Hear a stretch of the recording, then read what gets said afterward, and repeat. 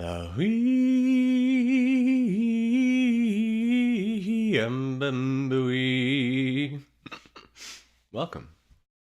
Welcome to the House of Mirrors. What a cool name. I got this vision, and I guess I'll wait a few minutes to see if people pop on. But in the meantime, I'll just talk about perhaps what the House of Mirrors is, so what the stream will be about a little bit. So essentially, we're talking about the birth canal of the Divine Mother and what the soul experiences as it's being birthed here, and then what it experiences through its incarnative and form causal relationship with body, and then coming in, but it's going to be more interesting, more poetic than that, of course. And so I'm going to just 1 second. I'm going to pour myself a hot chocolate while I just give you guys a minute, just a second.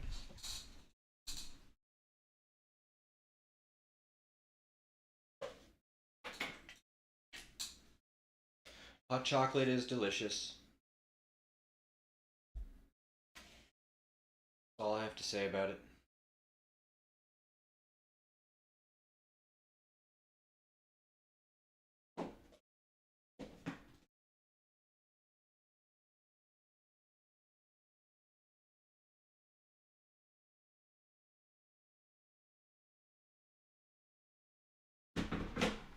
So, I would like these streams to feel quite homey. Oh, hello TG! Welcome! Thank you for joining. So I guess I'll get started. I'm just going to stir this a little bit. So I had a vision this morning. I hope everyone's day is going amazing. First, I just want to say Soli Deo Gloria, all glory to God, and very appreciative to have this blessing of a vision. Honestly, what a beautiful vision! So beautiful, and so I'm going to try to describe it to you. It's almost impossible, and your soul will likely remember this. That's my hope, is that people listening to this will remember this stuff. That basically they'll recall everything that I'm saying to be real and true, and we'll get into it. So the first is the birth canal. So you know, why are we being born? The higher self has like a template of stuff it's learning, and it essentially has to birth souls into incarnative experience, which it guides, right? It has to do that to continue to serve the Creator. That's what it does. That's its purpose, essentially, is to birth consciousness into the creation so that the Creator may know itself more, and guide that so that it knows itself more. There's a little fruit fly. I don't know how I have a fruit fly. I've been so clean in here, but God says that none of my children will be friendless, so I have a buddy with me. So, the soul gets created there. So as the soul, if the soul is intended and having this like awakening type thing, or it's going, all souls eventually do that. And the soul goes through the cycling of incarnative experience and karma and all that stuff for a long time. But eventually that soul awakens up and remembers the higher self. And once that happens, all the akash of all the souls that one was is just kind of wide open. And one remembers all the things they've been and things like that. And it's very weird at first, but then it gets I'm glad you guys like that. Yeah, I mean, it's a fruit. I mean, you know, I keep thinking, oh, I want to kill it. Like the human in me wants to kill it, but the Christ in me doesn't want to kill it. So I don't know what to do, so I just let him chill, right? So I just like to be transparent. That's the truth of the matter. That's how I feel when I have like bugs on me. And bugs are just on me all the time, guys. You probably have that too. They sense a safety usually on us, and they just land on us, wasps and things, and it's spooky. It's spooky business, I'll tell you. Because I've been stung a bunch of times when I was younger. And so when they're crawling on me, like, it's a spooky thing. But anyways, that gets in, that'll be more talked about in the House of Mirrors. But I wanted to try to describe the birth canal. So I think everyone knows that we are from the stars. All humans, all souls come from the stars, the sun. That's where we're birthed from. But we go through this canal, a birth canal, that speeds through these archetypes of the stars. And the vision that I had was to show that's what basically imprints the soul with the logos' design. So that's why we have the constellations, to reflect that to us, to show us the soul's designs, the zodiacal archetypes, and as well as essentially the major arcana, which could be seen like the positive and negative or dual aspects of all the zodiacal as well. Like, it's very similar, but the astrology that we have here is a bit limited. It's not quite correct, and there's different versions of it. So you go if you want to know archetypal mind and what the soul is, you have to study the major arcana of the tarot, intuitively meditate on each. So, and what happens is the soul first, when it comes out, the first mirror it looks at in this hall or corridor of mirrors, which is like a star corridor. It's starry, it's beautiful and radiant. You're enamored in there. You spend what seems like ages just gazing into these mirrors at what you truly are. So the first mirror that you look into is the star, the sun, or the wholeness, the allness, that you're everything. That's the first imprinting on the soul, is that I'm everything, right? Then it goes into the highest order of the tarot, and then down into eventually the Fool. And then you exit out the door as the Fool. You immediately, upon exiting that, you penetrate the veil and are now in a wretched place, generally. This is when you're birthed, right? The baby comes out, and the umbilical cord, once that's cut, that's when this happens. The cut of that umbilical cord is when you are suddenly thrust into hell. The separation there, luckily, because of literally of God's mercy, we don't remember it. The soul does, though. The soul remembers it. And that's what causes the soul to seek everything it does in the box. So that might feel triggering a little bit, because our soul remembers that I was just with like mommy and daddy, and I was home and snug and warm, and now I'm like not, and I'm alone, and I'm scared, and I'm, what the hell? There, and the divinity, the divine presence of allness, and into this cold, dark, whatever place, is the trauma of that is like the most enormous chasm that one has to traverse. So, I recommend gentleness if you want to explore those memories, because those are challenging. Oh, I'm not familiar with that work. Thank you for telling me about that, Sarah. I'm not familiar with that. I'll check that out. It sounds interesting. Yeah, that's great. And the box you go into, the House of Mirrors, some people would call it a prison. And depending on our perception, our soul's experience at that time, and how we're framing it, it could be in sorrow. If the person's in sorrow, they're primarily in hell, in a prison, it feels like. But what is a prison? A prison is a corrective facility. That's what it's intended to be. I'm not referring to prisons here and stuff. I'm referring to what the concept is meant to be is corrective. So it's a prison, corrective, or it's a school which has to be done, but it's kind of blah, or it's a magical Harry Potter Hogwarts. Basically, you're like Harry Potter. It's one of these, and I say Harry Potter, but lots of people work more with the galactic beings and with the different. It's all the same magic, right? The same spirit work. So I just call it Harry Potter or whatever, Hogwarts.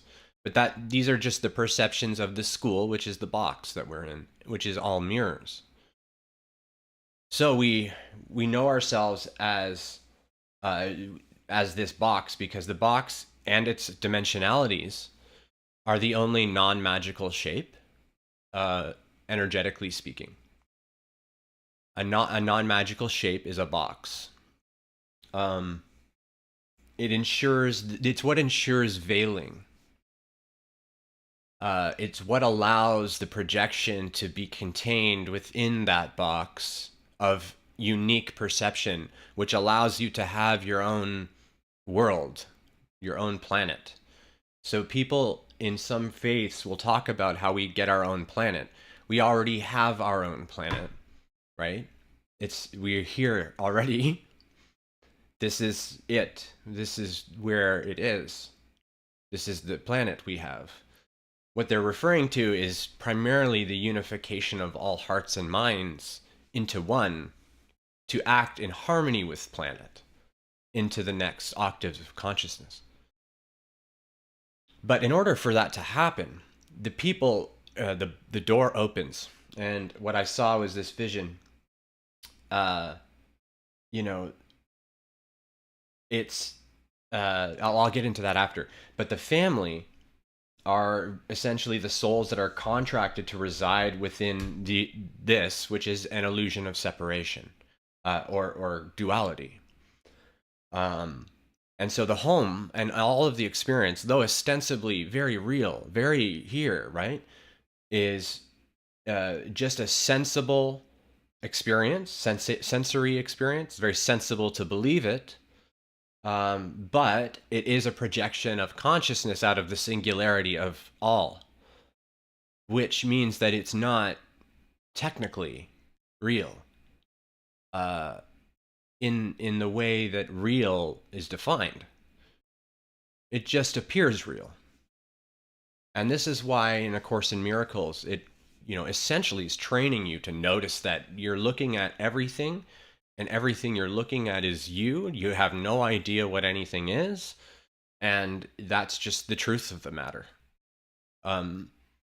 It's trying to open the mind to be able to step outside of the box that the Kundalinis opened the door to. The serpent came knocking, and you answered. The serpent came knocking, and you answered.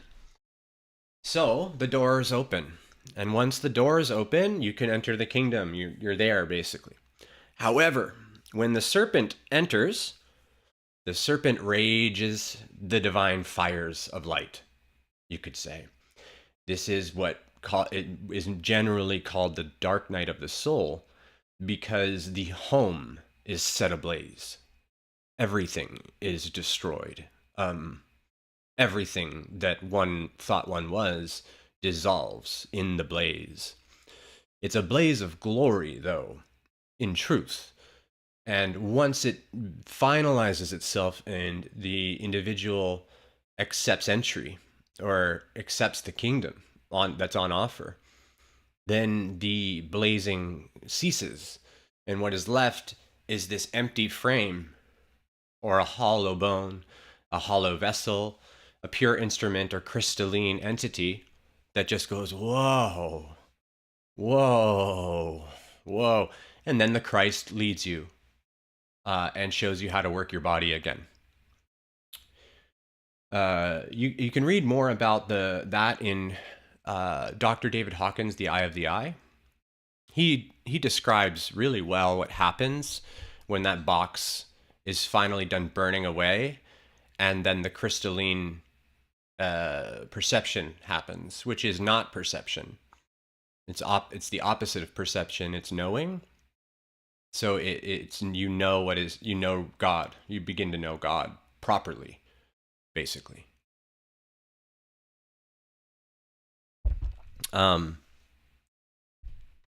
So essentially you see the one. You see that you're the one that sees all. And that the one that sees all has always been sealed in and sees through here. It's always watching. So people talk about opening the third eye. They're not opening it. They're just being able to access it. They're activating it in their consciousness. They're unsealing the cork. They're letting it roam free in their own box, which is the mind, body, spirit complex. Even the higher self is in its own box. That's what allows the individuation of consciousness to be, is box. When the box of the higher self dissolves, you return to the sun, essentially. And when you return to the sun, or the central sun, you then just sit there in bliss and watch from the eye of all. You forget your name and all that. It doesn't even matter. But you're still an individuated portion of consciousness that's now residing back home with Mother, Father, God.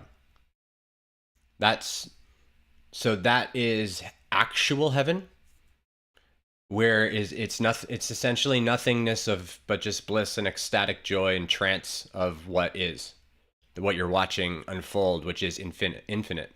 Eventually, some thought might go, I wonder if, and then you're out again.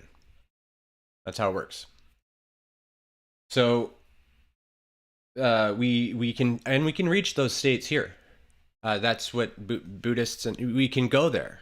Because our soul's already there. Time is like that. So part of you's there already, watching this all like that. So it's about also recognizing the box that we are still in, being honest with ourselves, right? Like, you just because I'm saying the reality is an illusion doesn't mean we should go hurt things, right? It doesn't mean it's still alive. It's the only thing it's the understanding of what life could possibly be is just everything. Everything's alive with consciousness.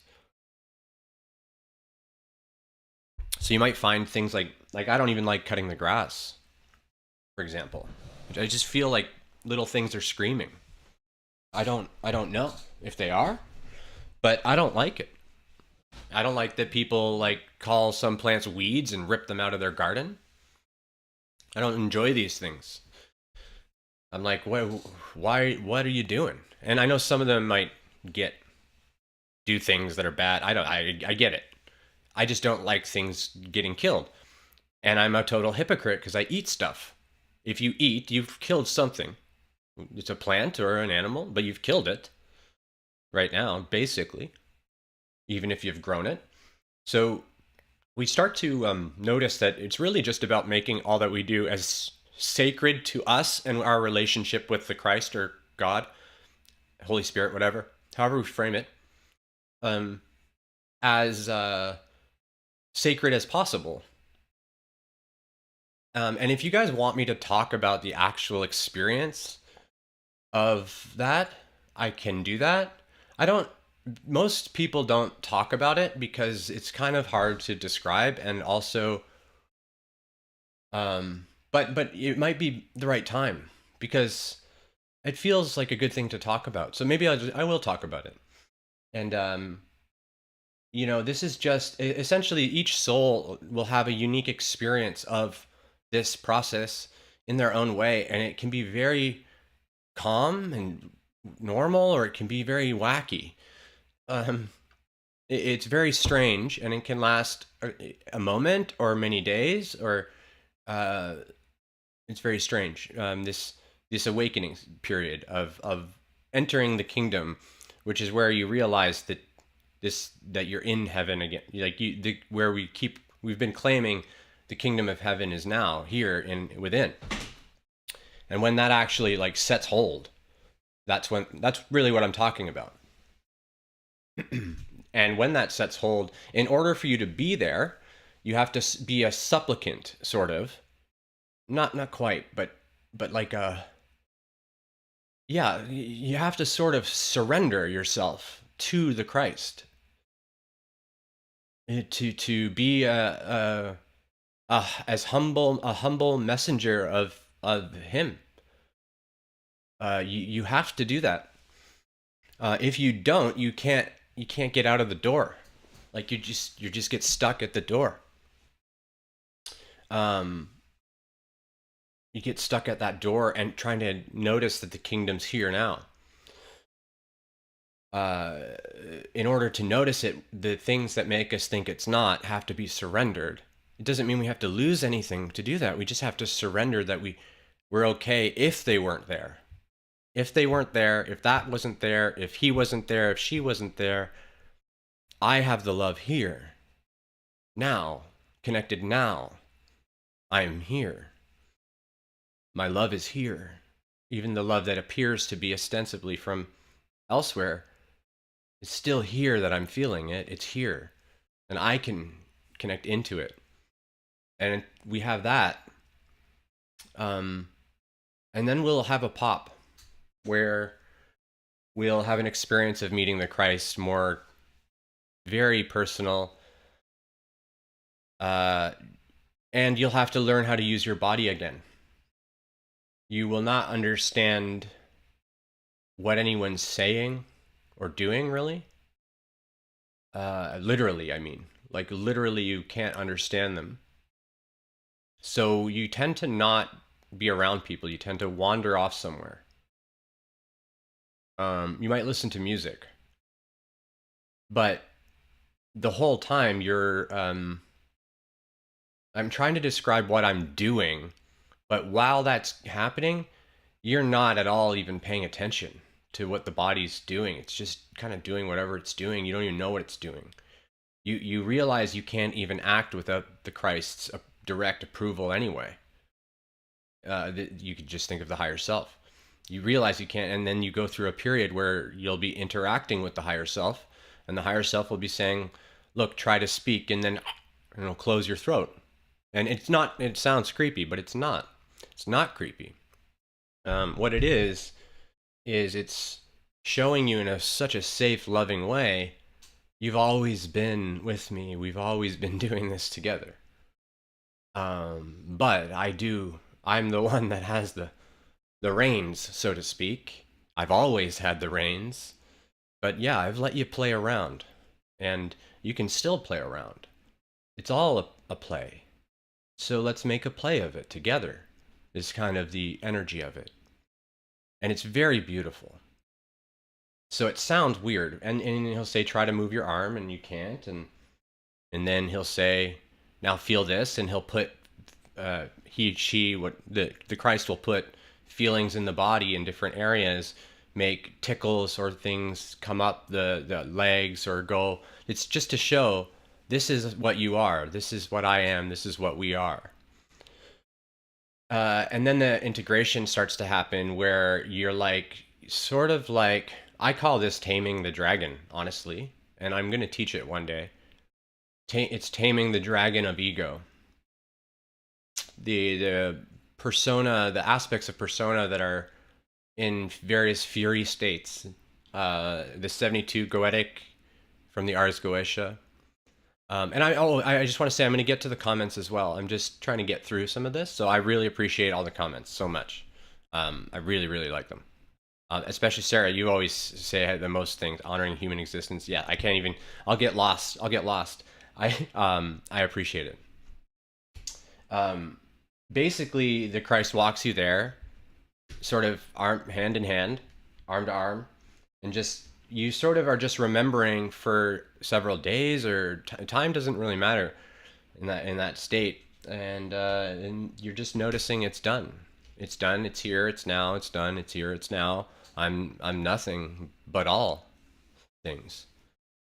And then you learn, yeah, you come back and kind of have to learn to like be here again.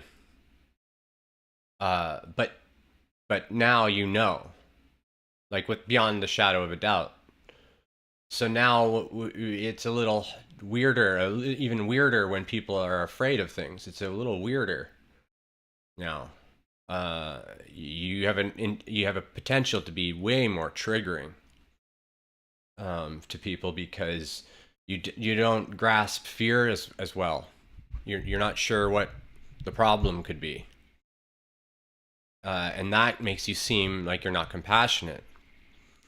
So you have to take the aspects of self that still resonate with human, which is what Sarah was saying, honoring human existence, respecting what is, what we're in, what we are here, humans, remembering the body and becoming back invested into the body, but this time in a healthy, non-attached way. You're essentially doing that. Healthy, non-attached, but loving, piece of costume that we wear as a spirit. That's how I look at my body. And I've found just for me that that's the best way. And that's what I heard that most saints would try to say, is that they see their body that way. I'm not calling myself a saint. I'm just saying that I like that's the view. We then, we start to notice the archetypes and the soul's persona that we were most enthralled with on our journey through the corridor of birth. This is where we, as a soul, with our free will, we're like, oh, look at that. Look at that story. The higher self doesn't pick the story so much. It just births the soul and then lets the soul choose what expressions is it going to do. What's it going to do? What are we going to do? Oh, so excited.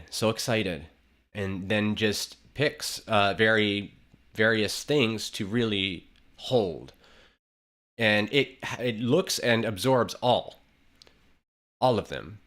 But it has higher vibrational resonance with certain things. This is why some people like certain types of music, some people whatever. It's one of the reasons.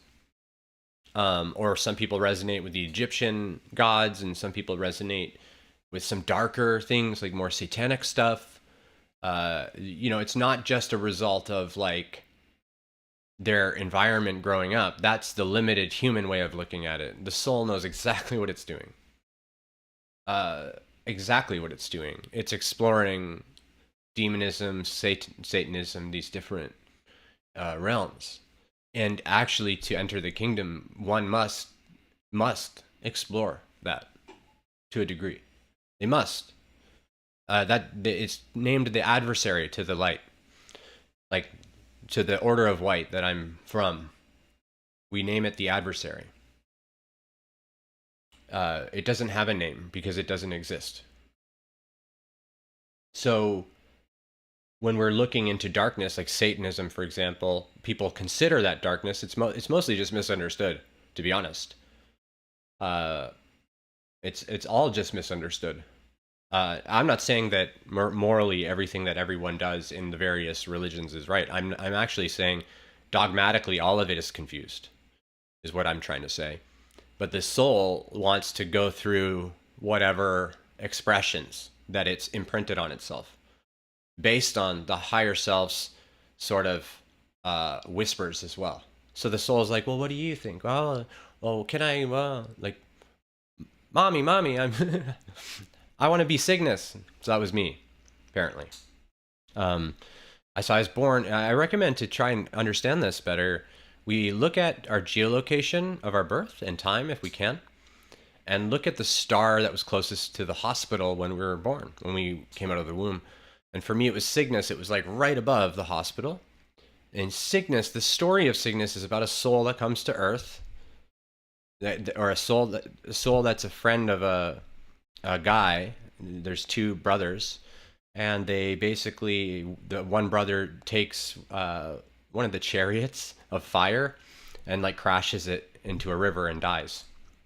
The Cygnus jumps in to try to save him, can't save him, and ends up, I think, dying himself, and then is made eternal by the grace of Zeus, I believe. Anyway, so even I don't know the story very well, but essentially it's for me, and a lot of people have this imprinting, or a similar one. It's the soul thinks it's trying to find the other soul still. Like it's trying to find the brother or the sister or the other soul that it's trying to bring back from the river of emotion, right? Or whatever it is. So that's what it's sort of looking for, the impetus for everything that I do. I'm trying to help people come out of the waters of emotion and see the light more. That's all. And, because now I recognize it's not like a person here that I'm looking for. It's just a story inside of myself that's playing out to keep me doing this. And actually, it still is just as effective because I understand it better. I get it more. I get what I'm doing more. I get the purpose, and so it makes more sense. And the reason I'm sharing all of this, again, as always, I just like to repeat this because if I was watching somebody talking, sometimes I would be like, oh, it sounds egoic and whatever. I think as spiritual people, really we get freaked out a little bit about ego, and we're like, oh, we shouldn't be egoic. Or, oh, maybe I'm being egoic, or they're being egoic, and So I wanted to talk a little bit about ego and persona. So it's good that I was just talking about myself for a while. But ego and persona continue outside of the dimensionalities of the box, which would be the programmed ego, the fear-based kind of ego, lack ego. It continues on into the higher realms as what I tend to call persona, just because ego here, people don't like the word, and it shouldn't be a spooky thing.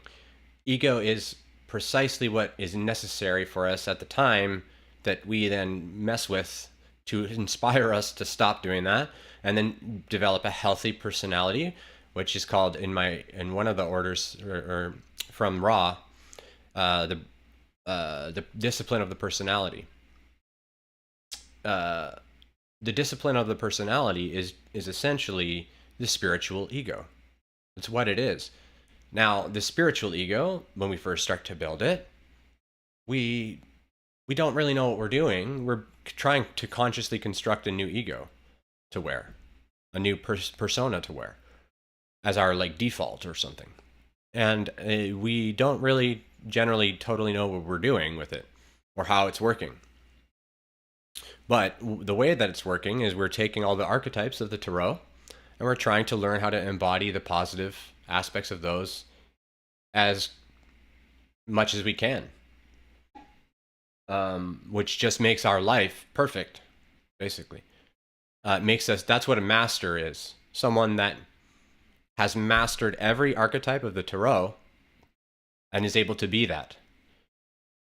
So because I can't fall immediately into ecstatic bliss in samadhi yet, I wouldn't call myself a master. One day I hope to be able to say, yes, I'm a master.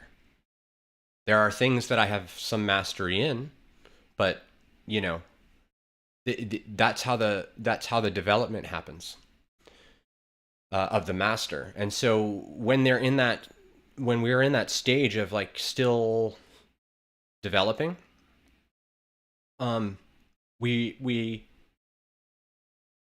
we're choosing our masteries at first, and then we'll begin to notice, maybe, for example, for me, teaching or something, I can be kind of teachy, and some people I probably get annoyed, and I'm oblivious to it because I just find it all so amazing and interesting. So I'm just talking, right? But people get upset a little bit, I think, and that's okay. I mean, I don't know. I've given up on trying to worry about it. You know what I mean? But teaching, then, the Hierophant, there's a light and a dark aspect to trying to offer guidance, whatever, to someone or others in any way, trying to help expand thought, expand hearts, and bring things back to peace, trying to do that means like you're going to do it wrong a bunch, right? So what I tried to do consciously as a soul, like I was aware of this, I tried to do it mostly one-on-one, like mostly one-on-one with people, free, just to test like how like how do I best talk to people that are not ready to see things certain ways, or they obviously want to because they're talking to me about it, and how best do I bring that through? And that's what ended up inspiring the channeling, because I realized that I don't know. I had to ask. I read some channeled books, and I was like, I need to do this too, so that I can help people properly. I need to do this, so help me do this, and that's when we started doing it. Basically, I didn't think it was going to work, though. You know, we didn't think it was going to work. I say we a lot because it's like a team. It feels like a team now. Like the personality, Sean, and then spirit, the Holy Spirit. It just feels like a team, sort of. So I'll often say we. But anyways, I digress. So now let me get to the comments here. Prince of Peace says, same bugs always on me, and I don't even kill the ants. Yeah, I actually cringe. My kids are, they do what kids do. They squish ants. I cringe every time, and I'm like, you don't have to do that. You don't have to. I used to do it when I was a kid, but you just don't have to do that. So and it's kind of silly, but it's also, I think it's nice to have that open-heartedness about life. As long as you're humble about it. Like, I don't stop them because I understand what they're doing. They're experimenting. And this is their creation to experiment in. And if they want to kill it, I mean, I wouldn't let them just kill anything. I just mean, like, if they're squishing an ant, right? I have limits, right? I don't want it to sound like I just let them do whatever they want, destroy things. It's not like that. But parenting actually is like one of the harder things. And eventually I'm going to talk more about that.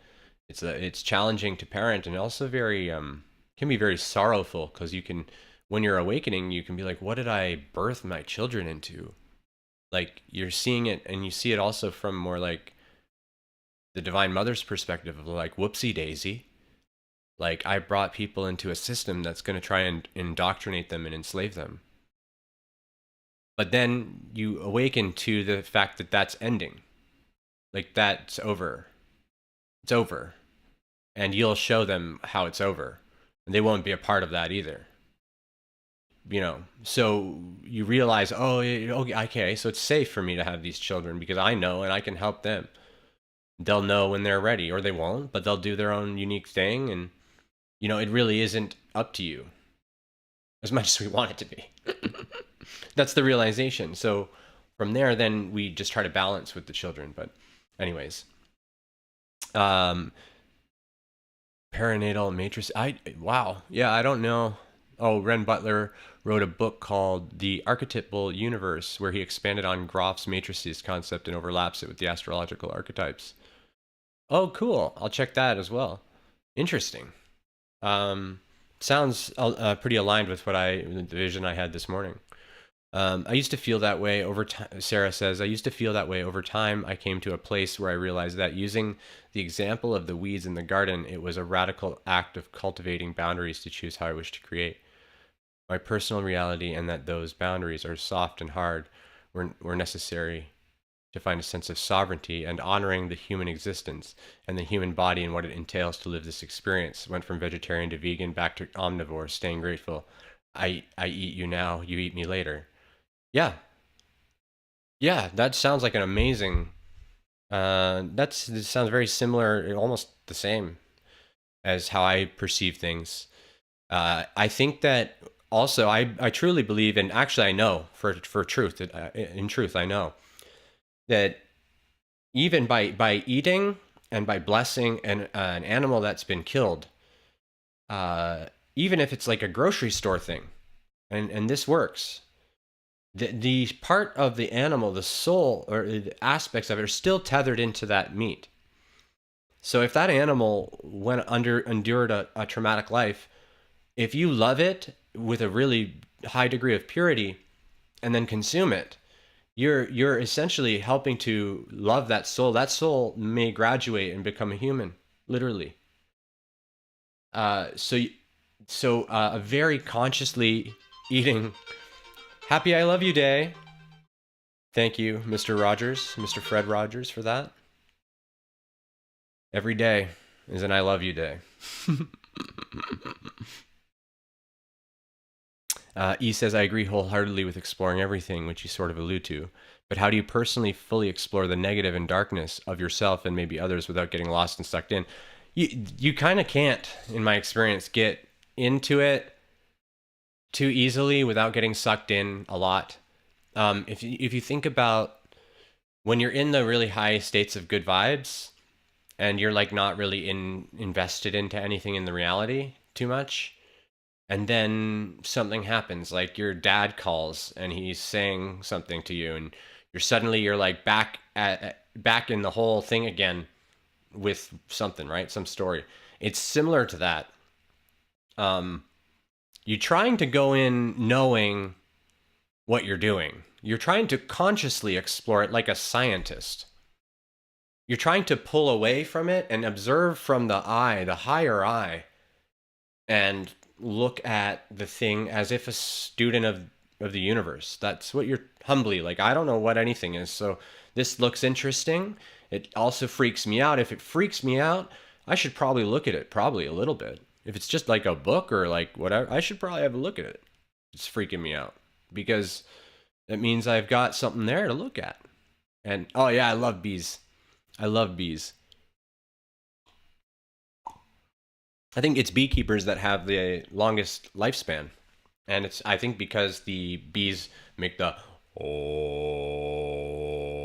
kind of noise with their buzzing. That noise is fun. I love making that. I was doing it with a whole bunch of police officers the other day. It was funny. So, what else was I? Oh yeah, I was reading the comments. My bad. New to this, Don Ruggie says, I'm new to this awakening. Someone came into my life like 1 year ago and triggered my awakening. I've been married 20 years. It's been extremely difficult finding common ground again. Yeah. Yeah, common ground after an awakening. That's usually like a period. So what I want to try to say is like, try to be, and this is maybe annoying or frustrating, but try to be patient with yourself. That's what I would recommend, as best as we can. Be patient with ourselves and like trust in our highest intentions, and our highest good is coming. It is here, but we are having mostly just trouble seeing it, because when the fires of divinity start to rage in us, things that don't suit us become a little frustrating. Like we're so tied up in our bank account balance, for example, and we'll feel so poor. But how could we be poor? It doesn't make sense. So that causes us this feeling of, oh, just why can't it? Oh Lord, why? Because we're like, this doesn't make sense. I don't have any money, but I'm supposed to be prosperous. Lord says I'm prosperous. Like, what is this? So we have these experiences like that, or something like that. Different things with the relationship. We want, we're married, but we meet this person that seems to actually get us, and our husband or wife doesn't. And they help us open our eyes to things that we've never seen or really noticed before about things. And once they do that, that tends to be how we activate, right? How we just turn on, is the heart pulls somewhere and turns us on. It's usually a person. It could be like a mentor or a teacher, but it also, or like a guru or something, but it could just be like someone that just you're inexplicably attracted to as well, that does this. And then because we are married, or otherwise, generally it's somehow someone that it just won't It can't work. It's just not working. That's generally what it is. It's just not working somehow. And then someone runs off somewhere. People call it the twin flame thing because of that. It burns everything. It just burns everything, and then we start to realize like how attached we are to this reality, and we have a choice of like, do we just forgive ourselves of that and like let go of that and be okay by ourselves, in wholeness, or do we continue to pine for stuff outside of ourselves? And I say that in, I understand the feelings very well. So, like I went through the same thing, basically. Not the same thing, right? Of course, but, you know.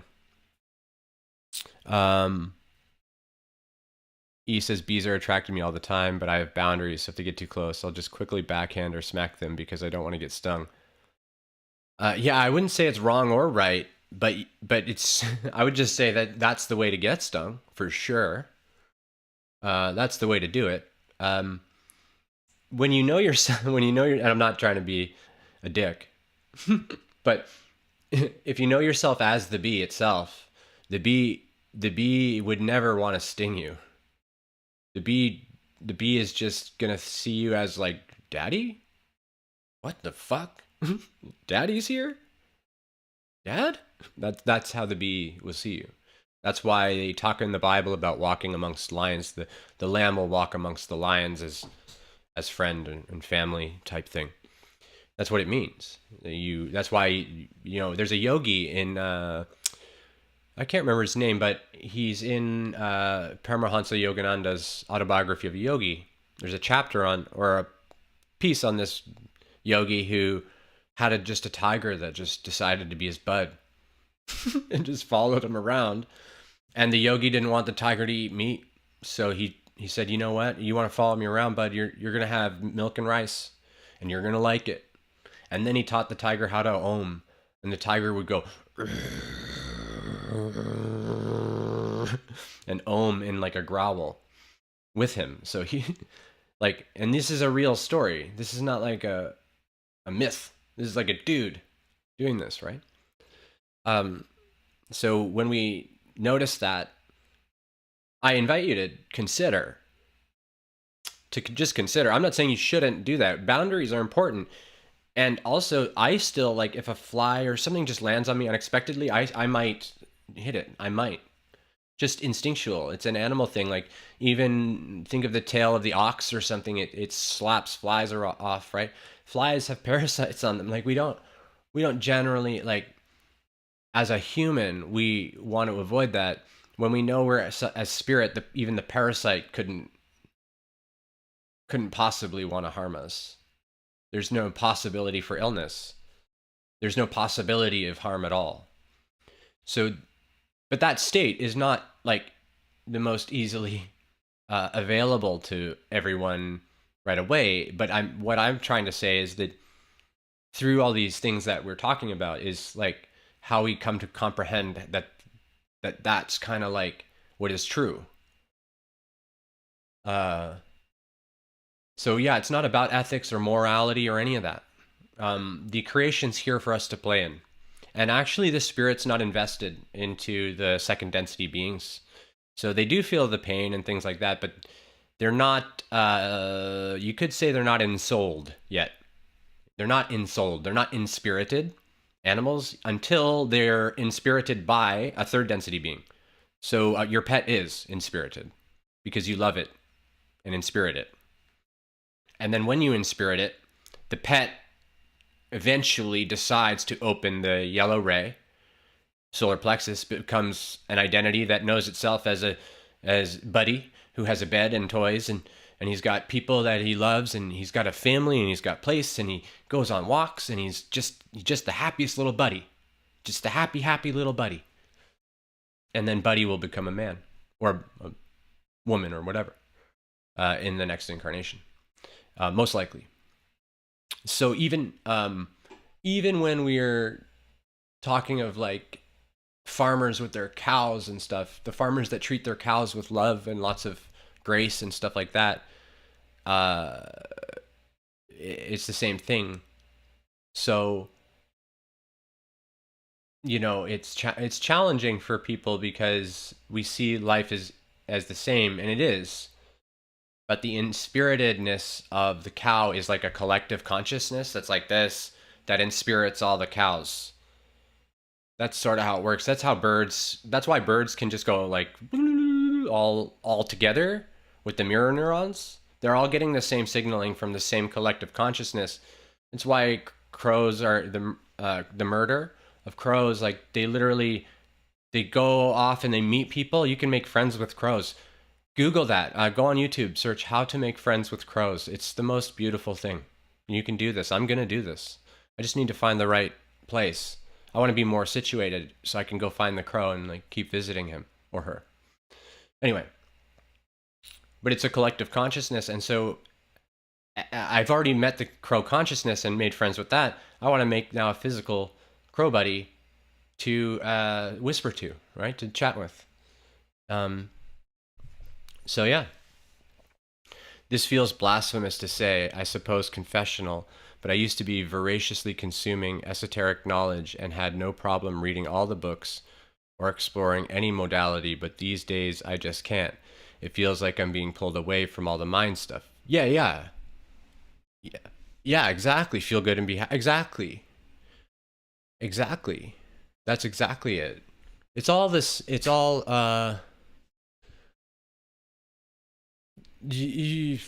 in my experience, when I'm reading that stuff, I'm like, yeah, I know this stuff, sort of. Like I'm remembering it as I read it, and I'm like, yeah, okay. You get to a place, and you're like, I don't need to read anymore. I know that I am walking with spirit, and just let spirit guide, and it doesn't matter, right? That's sort of what you're describing. It just doesn't matter anymore. The soul's like, I wouldn't say it's blasphemous, though. Blasphemous. I think blasphemy is just fear. Like that's believing in the closest thing to blasphemy would just be like sin. Like, I don't know. I haven't really thought about blasphemy that much. I may think about that a bit, ponder it.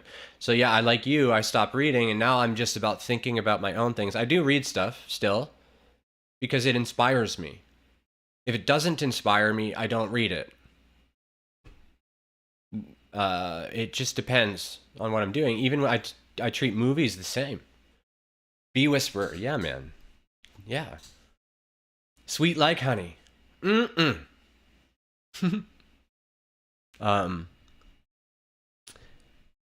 used to be your ultimate joy. Yeah. It's still for me. It still is a bit of a joy. I don't get right into it because the authors even now, like when I'm reading them, I'm like, this is so heady, so cognitive. Where's the heart here? That's, I think, what it is, because the planet's moving into a higher density of heart-based consciousness. So we don't care as much about all the thinking. We just don't, we're like, whatever, yeah, thinking about stuff's fun sometimes, and okay, whatever. That's sort of that's my orientation, but, and I love thinking. Thinking is like one of my better gifts, I would say, is to find something and then think about it and reframe it and then spit out something. That's like the whole reason I exist, I think. I'm pretty sure. It's kind of funny to think of oneself that way. Prince of Peace says, it isn't just bugs that are attracted to me. All animals, exactly. While hiking, I'll see a deer, nod, and they nod, yep. Yeah, you might have birds and bugs and things actually kneel to you as well. That's fun too. And they nod and kneel. They bow. They're bowing because they see the Lord in you. In that moment, and it may not always happen. Depends on your state, right? But if you're walking through the wilderness alone, your state's probably pretty chill. Like unless you're running from a bear. But if you're turning around going, hey, my name's E, I got some honey for you, bear. Then, maybe the bear's your bud. Then maybe you have a bear pet that you feed rice and milk to. And you just live with the bears, like Mowgli. That's what it is, right? The simple bare necessities.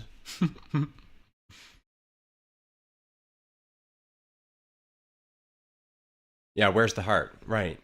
That's what we're doing, really bridging the heart to the mind so we can use the mind with the heart.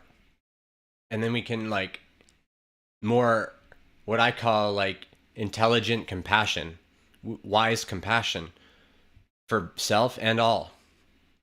And deliver, or not deliver, like, inspire ourselves with self compassion instead of some of the other stuff, which was some often self sabotage.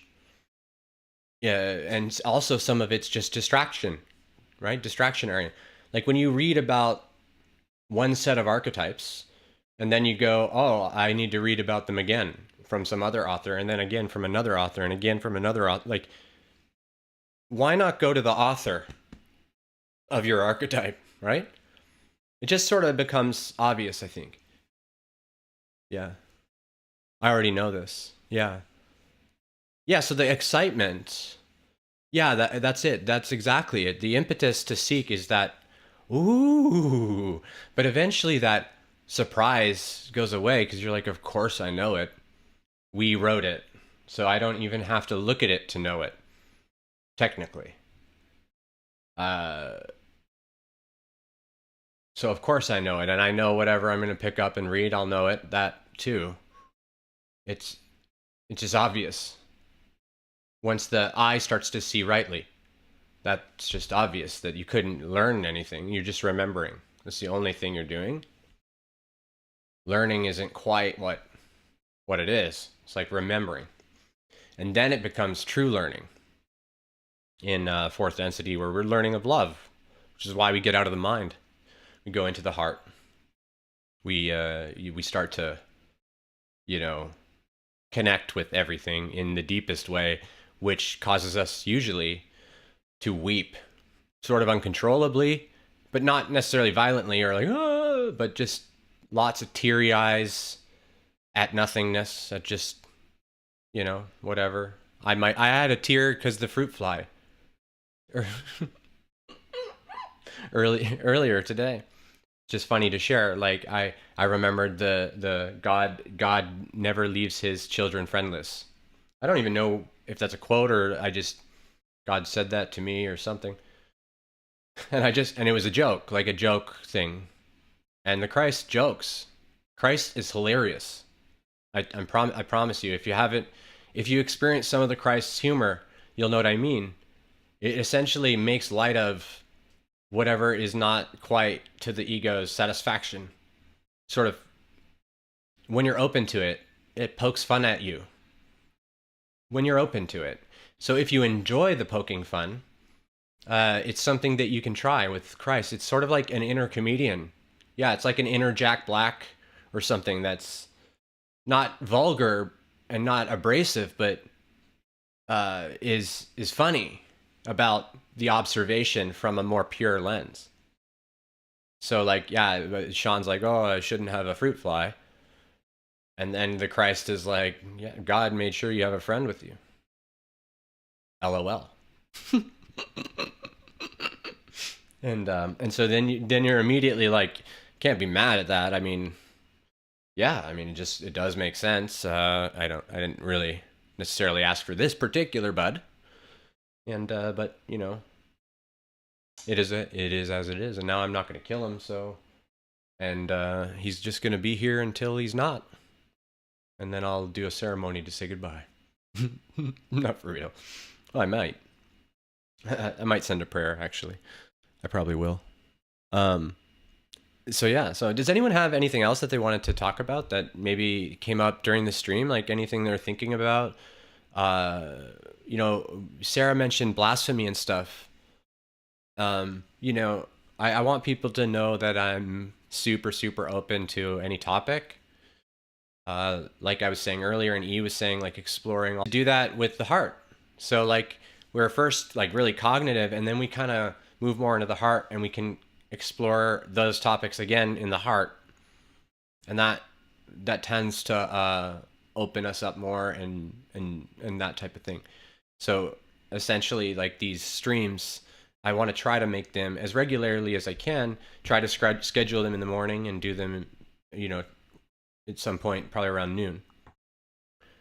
Self-sabotage. Yeah, exactly. The past that holds you back. Yeah, exactly. Yeah, it's like an illusion that we make about ourselves. It's what Jesus was trying to say to all the priests and things that, like, you're talking about all this sin and all this stuff, and making all these weird rules. Our Lord loves us. What are you talking about? Right? Like, I can't say that I'm the son of God. Like, aren't we teaching that though? Right? Like, what? It doesn't make sense, right? So then they came up with blasphemy to just say, oh, it's blasphemy. It's not allowed. You can't say that because the ego just wants to dominate light, basically. The darker side of ego wants to dominate light. Let blasphemy pass me, for the past can't keep me from me. I like that. You should put little quotes, post them places.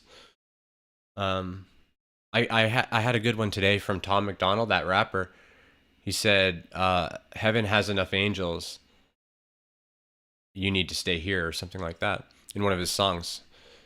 And I love how the human phrasings that we have for these like obvious sort of things to keep us rooted in truth, that like blasphemy couldn't be.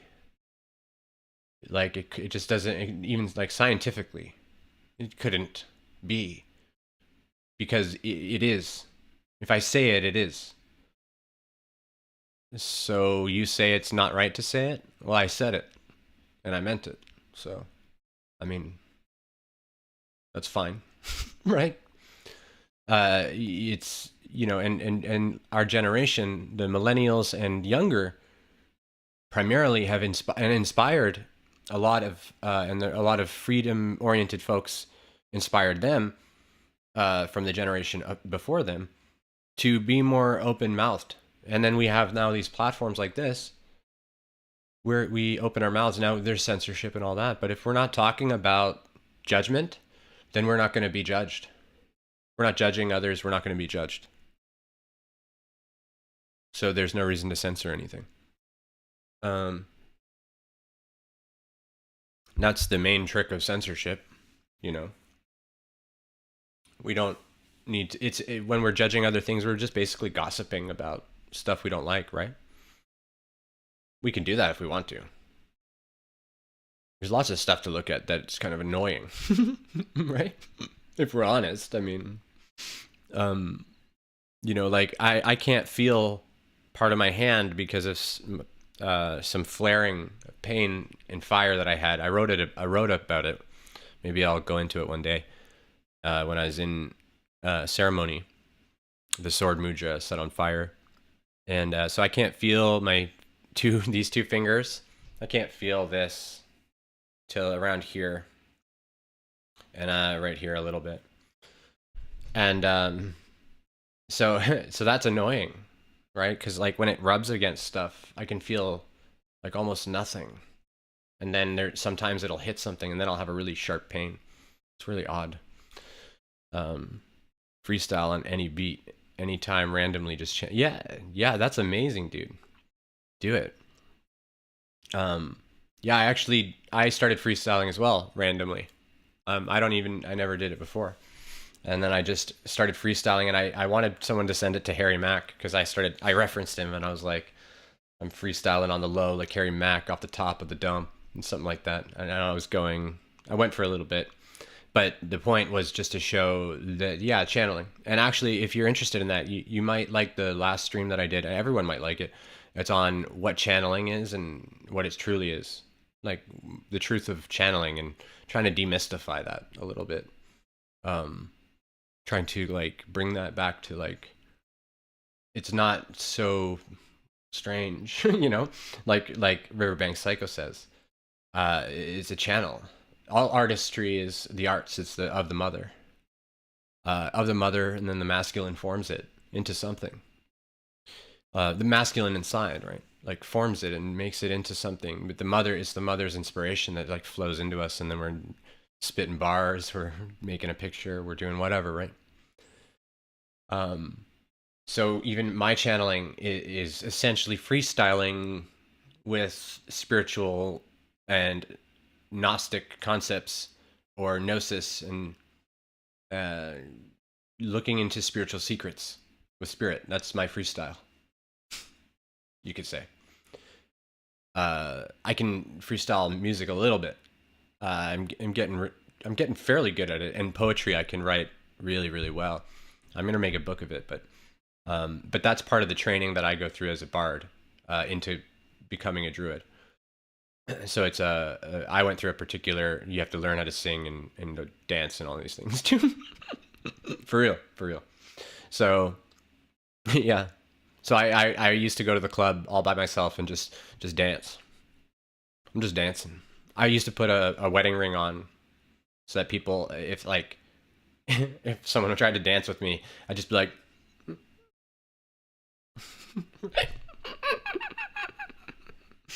yeah. Has anyone experienced falling in love with everyone you meet? Yeah. Yeah, actually. I can't help but like try to talk to almost everyone. I'm like a puppy. And I have to hold it in because a lot of people don't want the puppy running up to them and going, "Oh, what are you doing here? What are you doing with what? Oh," that's kind of how I'm seeing them. And so I have to just sit there like looking at them like, "Hey." And that urge can be hard to contain. You don't want to contain it. So what you learn to do is give it to them quietly, silently. For me, that's what I did.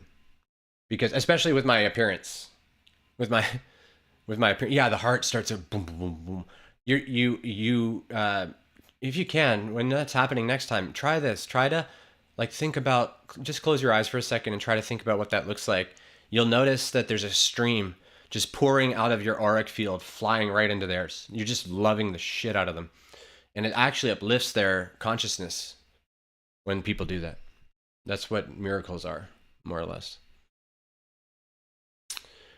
Yeah, yeah. Spiritual. Yeah, you can't like you sort of can't help it. The Holy Spirit's like, I'm gonna give you a nice freestyle. We can talk about liquor and dropping bars and like getting whatever, having a party, and then you, next thing you know, you're gonna be like, my flow is divine. It's always on time, and it it's like a hint, hey, don't forget where this is coming from, brother, sister. That's sort of my experience of it, I would say. Is it like it weasels its way into everything. Everything, yeah. Do you have the thing where if you relax your body, your spine naturally is taken over with mudras? Yeah. Well, I thought it was a neurological issue. Wait, do you have the thing where if you relax your body, your spine naturally taken over with mudras? Oh, yeah, I'm not sure if this is what you mean, but when the Shan personality steps aside from the body to in meditation or something, my hands will form their own mudras. Like one of the ones that I was doing was, I'm trying to do it now, so I can't. It's frustrating sometimes. But it was like this. Yeah, it was like this. That's what it was. Thank you. It was like that.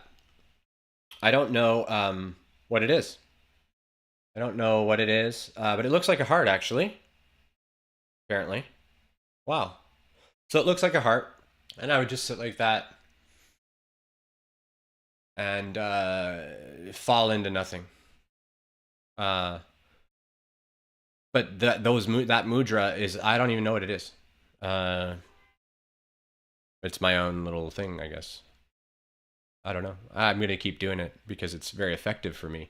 I don't know if it has any meaning. outside of it also seems to make a heart, which is a nice coincidence, right? Well, there's no such thing as coincidence. So, of course, it's a heart because that's fun.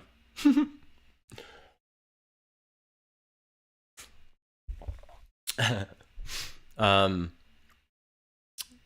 I'm glad. I'm glad. It's supposed to be chill, right? It was supposed to be chill. But also like Christy. I've been using that word a lot. I like it. Love it. Um, yeah. Spirit's hilarious, man. Yeah, Spirit's like, anything that we can think of that's good, Spirit is the best thing ever at it. So if it's comedy, they're the most funny thing ever. If it's whatever it is, it's the most best of things. How many people here identify with being an INFJ? Oh, you know what, Sarah? I wanted to say, if you have you guys looked into human design at all?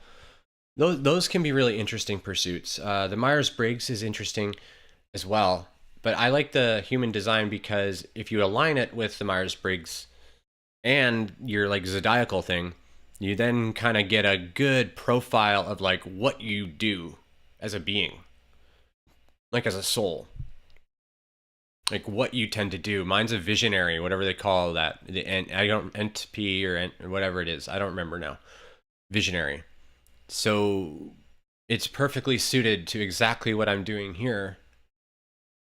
And it makes perfect sense, but it's also a sort of boxed framing. So it's like it's rigid, but we want to soften it. So then we expand it into astrological stuff and then into human design. Gotcha. That's cool. Mine isn't in the hands or feet, just the back, neck, and head. Oh, okay. Perfect spinning. Oh, I see. Yes. Yeah, I totally do that. I start to spin around. I can feel the chakras spinning, the energy flowing. I'll start to just sway around at usually a pretty slow, just very like natural. Um, Especially if I'm receiving something. I usually then start to move like that, and I'll usually go in one direction if it's like a certain frequency, like a more feminine, I'll go one way, and then if it's a more masculine, I'll tend to go another way. It's been my experience. Uh, this was more when I was more partitioned a little. Now I can receive both at the same time, and so it's a little different for me, I think.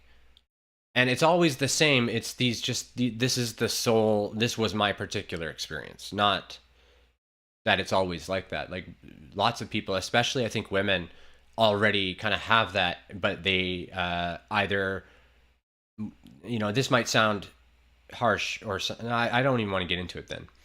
Um, we end up having as genders these like barriers, and so mine was a barrier to the femininity.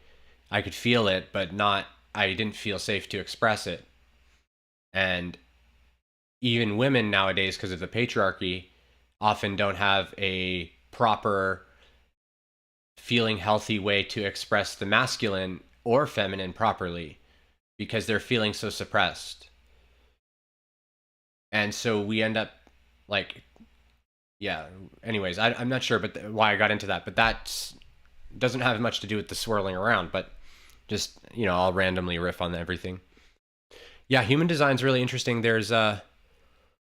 And then there's another guy who's expanded on human design. It's more seeking and reading, but because it's now exploring self, this is all about you, your soul. And you'll know if it makes sense. Like, and when I read all mine, I was like, yup. Because that's, yeah, this is like, it's almost like this is what I built here for this experience. It makes total sense. And exploring that from these other lenses is really helpful as far as seeking goes. So it's not esoteric knowledge. This is self-knowledge, knowledge of self, soul. Yeah. So I highly recommend that. It's a very nice exploration.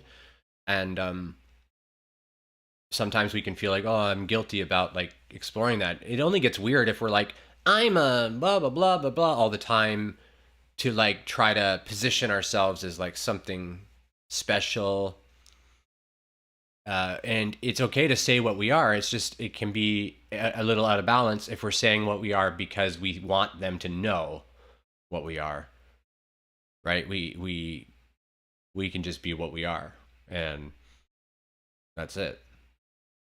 That's the healthier way, I generally would say. But I also do the same thing of like, that we're all hypocrites in this way. Almost all teachers also are hypocrites in this way. They teach all the higher vibrational, and then like, for example, like last night I had a couple whiskeys with the neighbor. He's a philosophy student, and me and his conversations are just so expanding. And I wanted to celebrate and go out with him before he had to leave to go to school and stuff. So I had a couple whiskeys, which I hadn't drank in like a year or something. And just my body was like, "Dear Lord, what have you done to me?" sort of thing today. Why did you do this? But it was a great evening.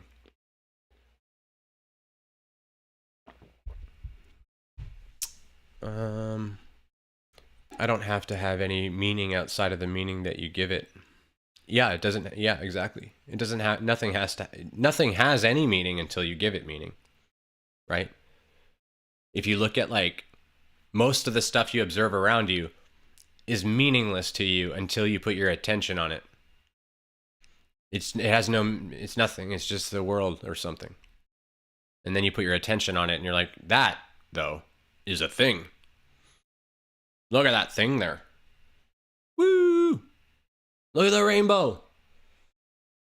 Triple rainbow. Woo! And it's beautiful. I get it. That guy's having like a spiritual awakening on camera and everyone makes fun of him. That's how the ego is too. Isn't that funny? The guy's like seeing so much beauty. I don't know if you guys have seen that, but he sees a triple rainbow or something and just starts bawling his eyes out. It's one of the most beautiful things.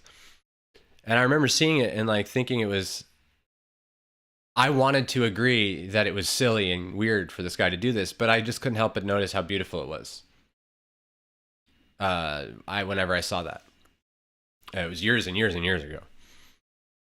But the part of me that wants to align with society wanted to make fun of it. But that's kind of what it's like, right? When we see these things, we invest all of our attention into that, and then that becomes meaningful.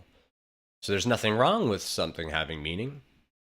But if it's meaning that doesn't feel good, then we just go, I'm just not going to give that any meaning anymore. Peace, homie. Right? That's it. That's it. So that's about an hour and 20 minutes. I think that's let me just hear it. So that was really interesting. I was such a heavy marijuana user that my life unfolding in the way that I currently own a smoke shop, I feel like I'll eventually have to walk away from it. I've found myself personally actually more interested in cannabis, and I call her Mother Green. I think that all psychoactive substance is essentially a psychedelic, which means I think it means manifesting mind, I believe. So psychedelics assist us in manifesting mind when we're using them responsibly. I'm not a doctor. This isn't medical advice. And I don't recommend we do it. I'm saying personally, cannabis helps me to open into some realms that otherwise are just a little harder for me to access, or were harder for me to access. And that was my experience of it, was that it helps. It's only really been helpful. However, it also makes the body, for me, feel even lazier, and I'm quite a lazy person. So all that means is that I have to be aware, self-aware. I smoke cannabis if I want to, but I do it in the evening after I work, or I may do it right in the morning before a channeling session, because the channeling tends to be more vivid, more more vivid, you know. It's not different, it's not distorted, it's still very, very pure. I can tell. We could tell. It's just more vivid. I get more of it. But that would be a crutch. So I make sure to be aware of this and not like basically do it without it a bunch, do it with it sometimes. Like try to make it sacred. So whatever we do, sacred. That's it. I can't drink anymore. Last time I had alcohol, my kundalini went off and it was pretty embarrassing. I couldn't sit still. Like, yeah, exactly. I don't partake in any drugs or drink, but no, a lot of spiritual teachers did. Yeah, yeah. I mean, I think it's different, you know, for everyone. Uh, Hallucinogens and psychedelics can open these gateways chemically. They help. They can help disable what's called sometimes the default mode network, which just lets the vehicle experience more of reality. Other souls don't need to do that and don't. It's really that simple. There's no like right or wrong to it, unless like people are hurting themselves uh, with things. If people are hurting themselves, they're probably misusing a very, very lovely tool. If it was synthesized in a lab, like LSD, for example, it's possible that it's a little more distorted. Generally, it's going to be more negative side effects. So, you know, that type of thing. Um, and it's just sort of like noticing.